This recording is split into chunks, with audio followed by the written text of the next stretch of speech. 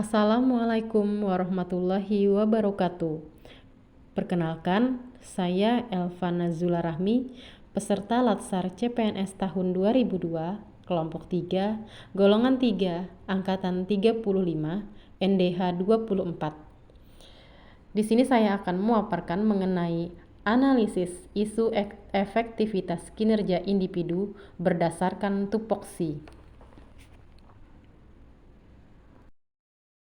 Baik, di sini ada pengertian isu. Apa itu isu? Secara umum, isu diartikan sebagai suatu fenomena atau kejadian yang diartikan sebagai masalah. Adanya atau disadarinya suatu fenomena atau yang dianggap penting atau dapat menarik perhatian orang banyak sehingga menjadi layak untuk didiskusikan. Selanjutnya di sini ada tahapan analisis isu. Tahapan analisis isu ada dua. Yang pertama, kita melakukan pra-analisa atau menentukan isu apa saja yang ada di dalam suatu pekerjaan kita. Yang kedua, menapis, menganalisa, dan menyusun alternatif pemecahan isu tersebut.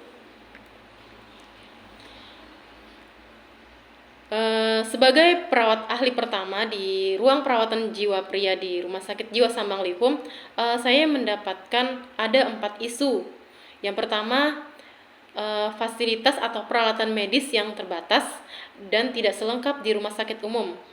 Yang kedua, kepatuhan hand hygiene yang masih kurang pada perawat. Yang ketiga, kurangnya kepatuhan minum obat pada pasien jiwa. Dan yang terakhir, kurangnya edukasi perawat terhadap pasien dan keluarga pada saat pulang.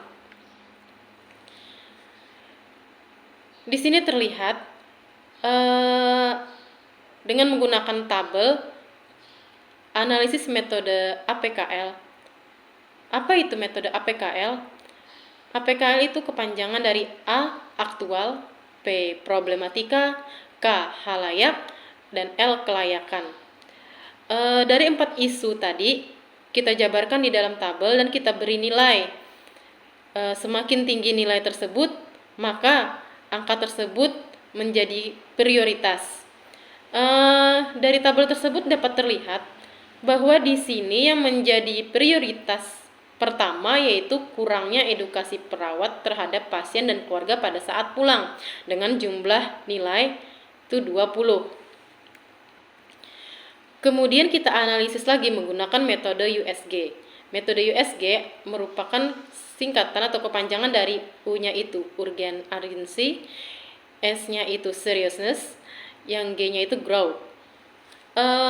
Ini analisis metode USG ini sama ya dengan ini tadi ya, metode APKL tadi, bahwa di sini juga yang menjadi prioritas pertama itu kurangnya edukasi perawat terhadap pasien dan keluarga dengan jumlah nilai 15. Kemudian kita buat diagram fishbone, apa saja sih yang menjadi penyebab kurangnya edukasi perawat itu terhadap pasien. Ternyata kalau dilihat dari sini, itu kalau dilihat dari man-nya atau sumber daya manusianya, yaitu terbatasnya jumlah perawat yang berdinas. Dan yang kedua, kurang terpaparnya perawat di ruangan tentang edukasi kepada pasien.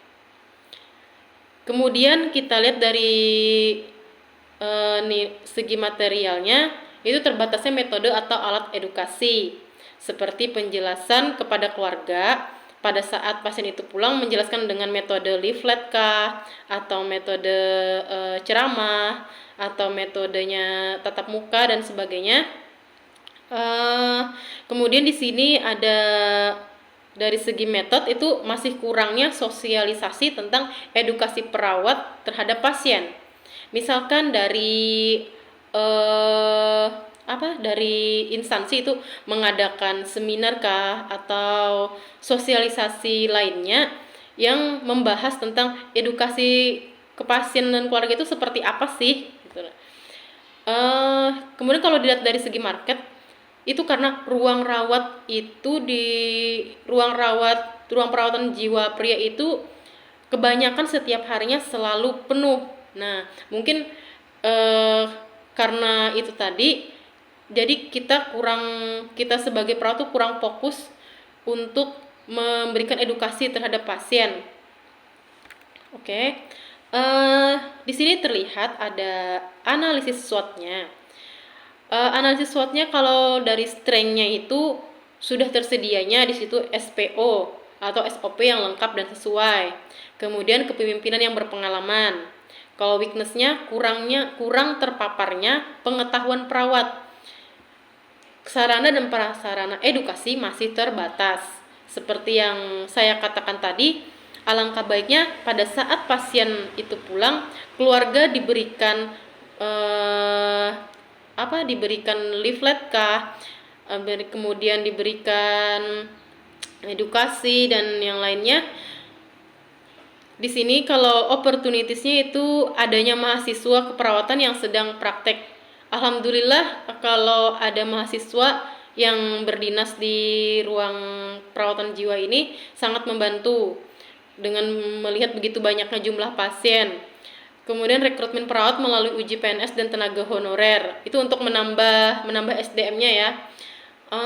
Kemudian kalau kita lihat dari segi traits-nya, adanya tuntutan masyarakat yang tinggi untuk mendapatkan pelayanan yang lebih optimal.